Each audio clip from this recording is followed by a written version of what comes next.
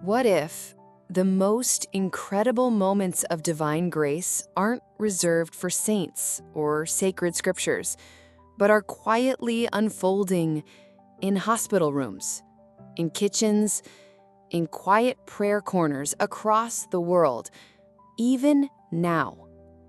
Do you believe in miracles? I used to think they were only in ancient books and far-off stories from long ago. That all changed when my own mother's life was turned upside down, and science simply couldn't explain what happened. Today, I'm going to share that story and the incredible accounts of others, real people who've witnessed the extraordinary. Get ready to see with new eyes, to feel with new faith, because this might just change the way you see the world. Welcome to the Jesus Lives channel. In a world that often feels overwhelmed, we're here to explore something truly special: the everyday miracles, where faith, compassion, and the unexpected find their way into the lives of people just like you and me. Just 2 years ago, my mother, Casilda, was 80. She had lived a full, faithful life, but then she began to feel a persistent pain low in her abdomen. Week after week, the discomfort grew stronger, and deep down, we all knew something wasn't right. We sought answers, and when the scans came in, what they revealed was deeply troubling. To the trained eye, it looked unmistakably like cancer. She was sent to an oncologist, a seasoned doctor with more than 20 years of experience. He reviewed the images, took one long look, and confirmed what we feared: cervical cancer. In that moment, time stood still. My mother, 80 years old, already living with high blood pressure and other health concerns, was facing major surgery in the middle of a global pandemic. The fear, the uncertainty, it was overwhelming. Before proceeding, the oncologist requested a biopsy, just a routine confirmation. The results? Negative. But the doctor wasn't convinced. He said, "I've seen enough to know what this is. The test must be wrong." A second biopsy was ordered. Those were agonizing weeks. Our family, our friends, began to pray. In homes, in churches, even over video calls. We lifted our voices. Then came the second result. Inconclusive.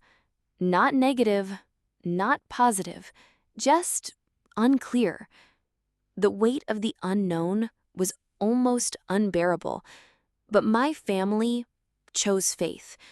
We moved forward and scheduled the surgery. But this was no ordinary procedure. It would last over 6 hours, and during it, something extraordinary happened. Our oncologist, with decades of experience, walked herself into the pathology lab to examine the removed tissue personally. She wasn't going to rely on delay or assumption. She wanted truth, clarity, certainty. After a long, silent period, her examination came to an end. And finally, the final word came back: negative. No cancer. Not now, not hiding, not misdiagnosed. Against all expectation and all medical training, my mother, fragile, elderly, and faithful, was healed. Even the surgeon herself paused and said with awe, "Your mother's saint must be very powerful." And the surgery? It went smoothly. Her body handled the anesthesia better than expected. No complications, no lingering pain. Her recovery was quick, and her scars healed perfectly. Today, Casilda is well, healthy, smiling, a walking testimony to the power of prayer and of miracles. This is my mother's story. But perhaps it's also yours. Because when doctors are unsure, when hope feels thin, and when fear surrounds us, faith makes room for the miraculous. What happened to Casilda? Was it a simple medical miscalculation? A stroke of incredible luck? Was it a spontaneous recovery that defies statistics? A 1 in a million chance? To her family, it was a moment where the world stopped and a miracle happened. Her story raises a question we've all considered in our deepest moments. Is it possible for divine grace to intervene in our daily lives, even when the world around us demands a rational explanation for everything? This is the very line between the known and the unknown. We often search for a logical answer, a scientific reason, a perfectly predictable chain of events. We want to believe in something bigger, but we're trained to question what we can't see. But what if the most powerful moments are those that completely defy our logical explanations? What if they are the moments that truly remind us that our world is full of mystery and that hope can be found in the most unexpected places? We've spoken of miracles that heal the body and touch the soul. But what about a miracle that challenges the very foundations of science? Our story takes us to Buenos Aires, Argentina, in 1996. A local priest found a consecrated host on the floor, discarded and forgotten. With reverence, he placed it in a small container of water and locked it away in the tabernacle, expecting it to dissolve within a few days. But it didn't. Days passed, then weeks. The priest looked inside, and what he saw took his breath away. The host had begun to transform. It had turned into a piece of bloody tissue. The local archbishop, who would one day become Pope Francis, saw it with his own eyes. He had the host secretly photographed and then sent to a medical laboratory in Buenos Aires for analysis. The results came back quickly. The tissue was, without a doubt, human. It was a fragment of a human heart. But the investigation didn't stop there. For 5 years, the host remained unchanged. So in 2001, it was sent to New York to the world-renowned forensic pathologist, Dr. Ricardo Castañón Gomez. The doctor was not told where the tissue came from. He was simply asked to identify it. His findings were astonishing.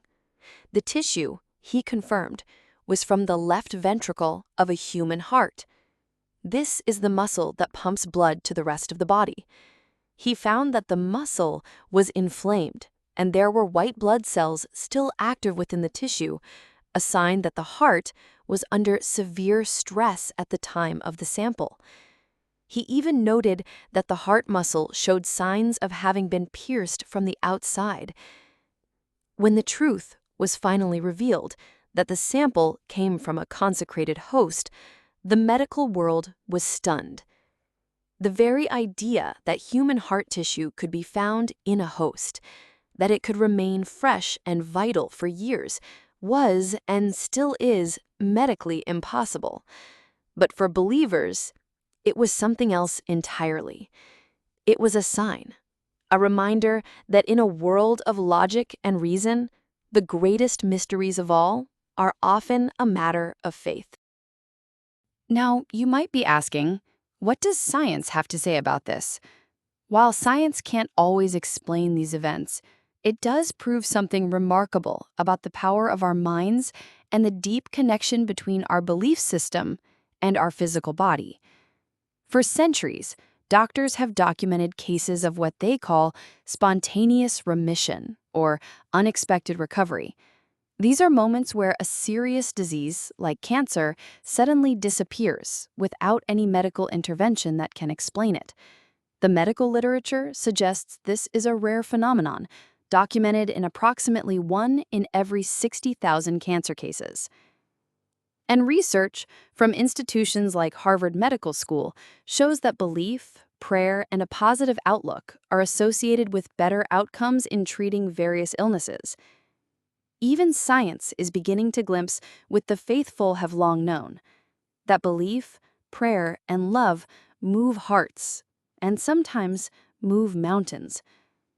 But some cases, like the one we saw with my mother, Casilda, go far beyond anything that can be explained by our minds alone.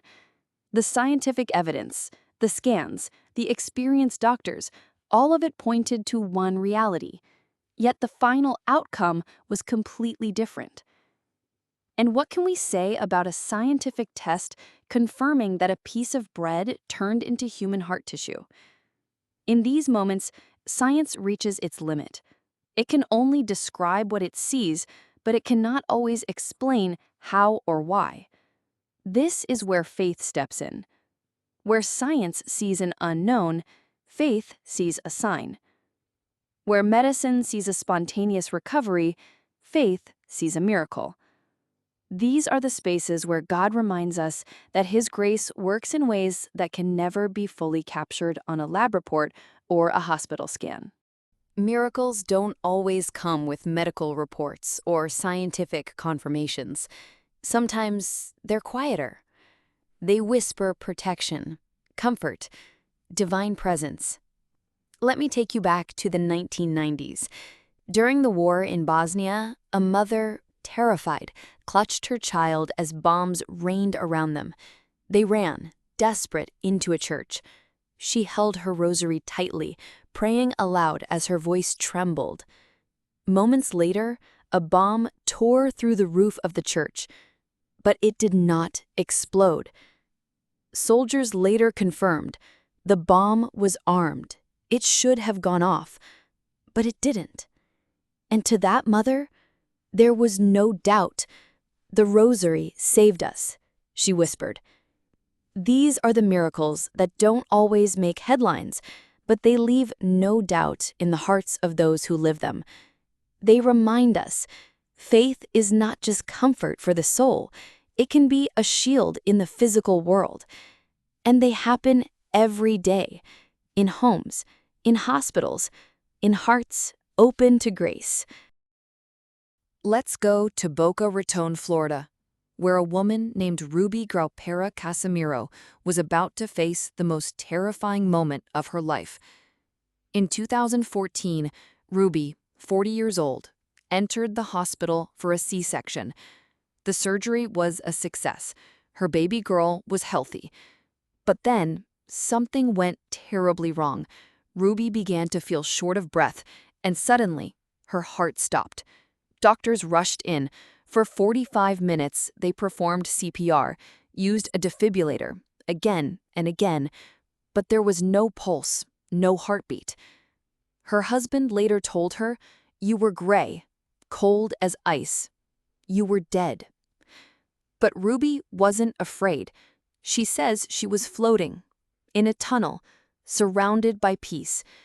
She saw a light and a spiritual presence she believed was her late father. Just as she felt herself moving closer, a force stopped her. It wasn't time. She knew she had to return.